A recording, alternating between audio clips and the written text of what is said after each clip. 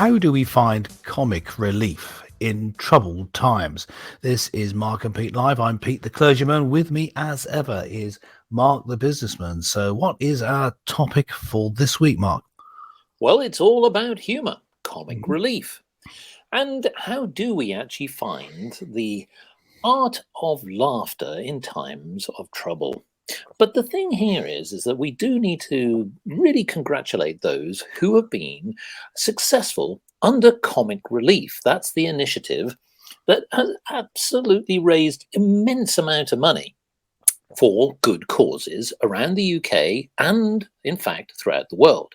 And what's staggering in recent times is they've raised over £42 million for such causes. Now, it is really important to note that the founder and co founder, Richard Curtis, thanked the extraordinary public for their outpouring of generosity. He said that the charity helped 11 million people last year. Now, celebrities and many well known people actually helped in the cause of comic relief, which usually comes in the form of activities all around the world. Now, when you think about this, it was noted primarily for its Red Nose Day, but this isn't just about one particular moment. How do you actually find humour when you actually need to overcome issues? Now, here is a very serious thought. If you pick your nose and have a suck, you'll achieve comic relief. If you pick someone else's and get stuck, you'll cause a lot of grief. A very important announcement. Clergyman Pete, I ask you, how do you find Yes. amusing as I remove my finger from your nose? How is it, and you have a very red nose, in fact, as a result, how do you find humour in times of trouble? Well, I think that it's inevitable that people will have a sort of humor that is known as gallows humor, laughing on the way to the gallows, laughing at really difficult times, sometimes laughing at the people heading for the gallows.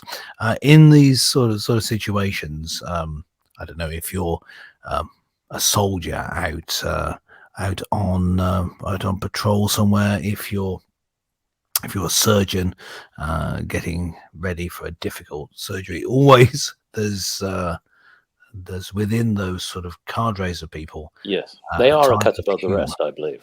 Yes, thank you. A type of humor that can seem very insensitive Ah, if you're outside the situation, but is needed for them to cope with such difficult situations. ah. When you're in So something, we're saying that humour helps to cope with an adverse situation. Yes. I think this is just undeniable. Once, when you're in a situation where you can't logically, rationally, it's just a terrible situation. The way psychologically to cope is to laugh at it. Either you laugh or you cry, Mm. and choosing laughter is an important thing. Oh, there's some. Here's a little bit of advice to help yourself to laugh on the way to the apocalypse, which some people say is coming now with wars and rumors of wars, as it says in the Bible.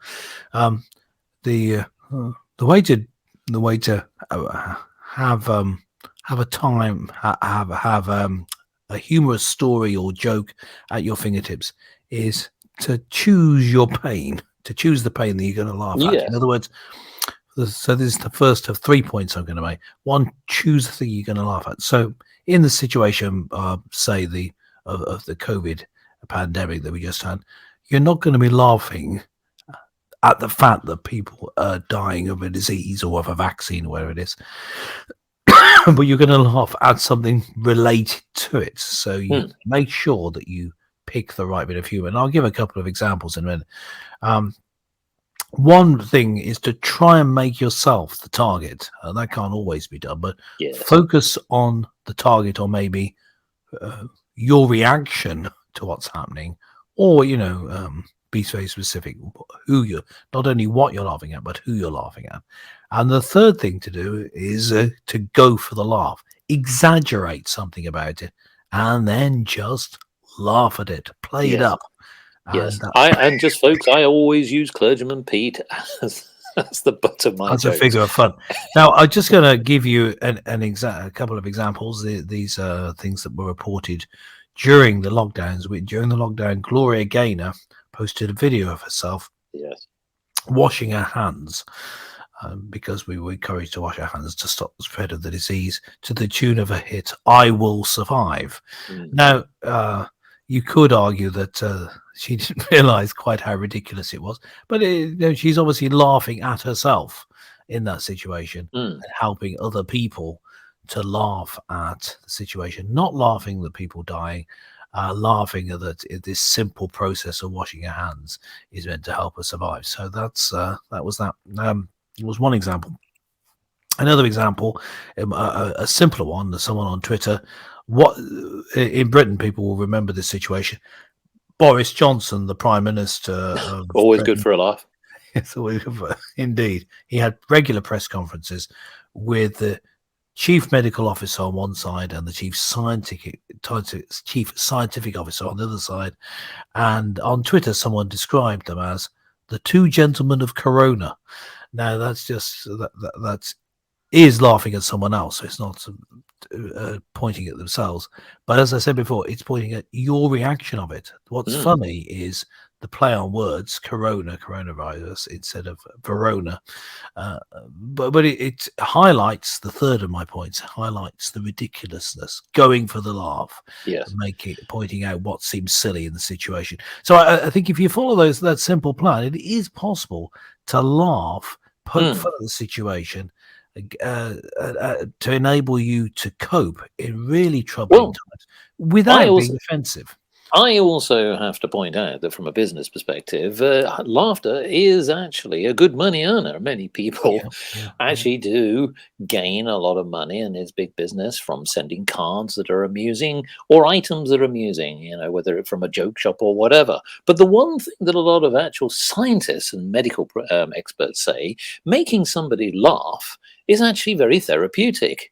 It is actually something which physically helps people, not just in their well-being, but to be able to sort of have better enjoyment. And it is trying to find that balance, isn't it?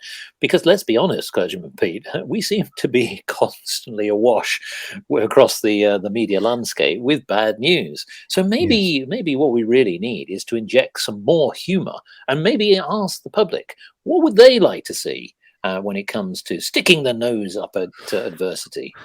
Yes. Who do you want to laugh at? What